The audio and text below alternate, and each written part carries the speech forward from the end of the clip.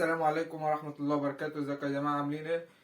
سنة سعيدة على الجميع. قبل ما نبدأ ما ننساش نصلي على النبي المختار صلى الله عليه وسلم، مش ننسى ندعي لإخواتنا في فلسطين ربنا ينصرهم وينزل عليهم يد العون من السماء، اللهم آمين.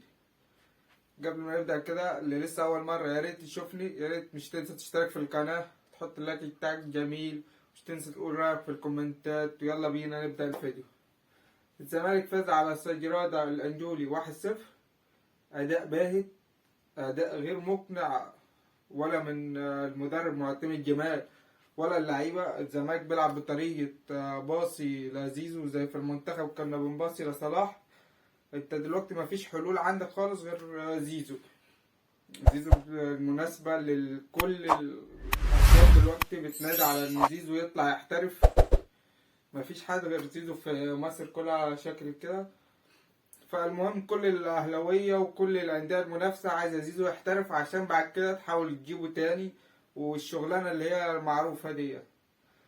المهم احنا دلوقتي خلينا في الماتش. الزمالك مفيش اي اداء ولا ضغط ولا لعب منظم ولا تكتيك. مش فيه.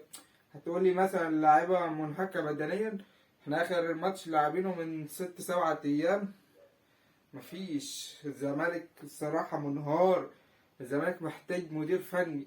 سيبك من الناس اللي بتقول لك معتمد جمال بيفوز وعيب ويدي الراجل الفرصة والحوار ده. الزمالك منهار منهار. مفيش. يعني عندك كولر اللي مش عاجب الاهلاويه دي، في الاهلي بيلعب ومضيع هجمات ومضيع فرص. احنا مفيش حاجة خالص خالص كده، مفيش.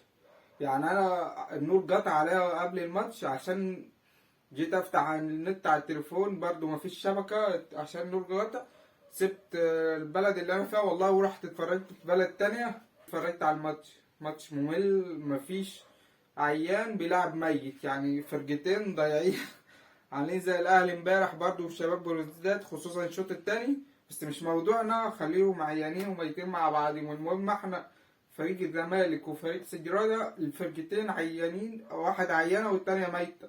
مفيش لعب خالص بربع جنيه. المهم ان انا شفت ناس بتقول لك الناس اللي بتقطع في معتمد جمال، يا جماعه حرام عليكم والله، ده ملاعب كور. والله ده ملاعب كور. احنا بنفوز على فيوتشر، بتقول لك احنا فزنا على فيوتشر وبيراميدز. احنا فزنا على فيوتشر كده كده، بنفوز على فيوتشر كده كده. بالناس تلعب برضو، وخدنا بيراميدز بدفعه ومش عارف ايه والجمهور وكان بيراميدز ناقص برضو كذا كوره، كانوا ممكن يفوزوا علينا كذا مره. بس احنا عشان ربنا حاسس بينا كجمهور.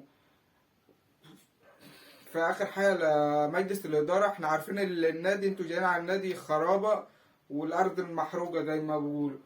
بس انت قلت ان احنا عارفين المشاكل دي كلها وهنحلها، وقلت في رجال اعمال فين ومش عارف رجال اعمال فين. دلوقتي احنا نادي الزمالك، نادي الكوماندوز اليد اللي ما كانش الاهلي ده بالنسبه له فرقه خالص، ما كانش فيه. كان بالنسبه لهم ماتش كده يروحوا حتى لو متاخرين برضه عارفين ان هم هيفوزوا، وكان بيفوزوا. دلوقتي انت عندك ولا عندك ايقاف ايد في اليد ولا في السله. فعايزين بقى الصفقات والحوارات دي.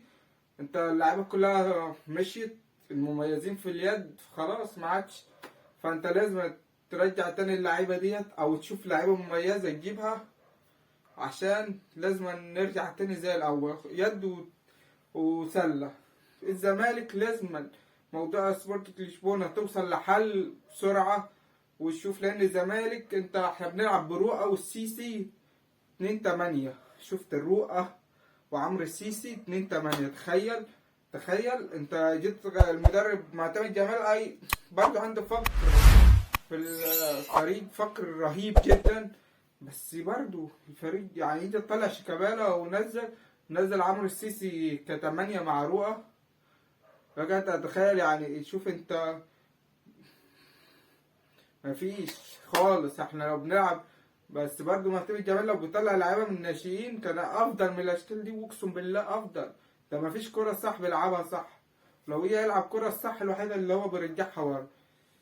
فانا مش هطول عليكم. وفضل رئيس امر بقى اللي لسه شوف اول مرة يشوفنا، مش تنسى اشترك في القناة، تحط اللايك بتاعك الجميل، تقول رايك في الكومنتات، ويلا.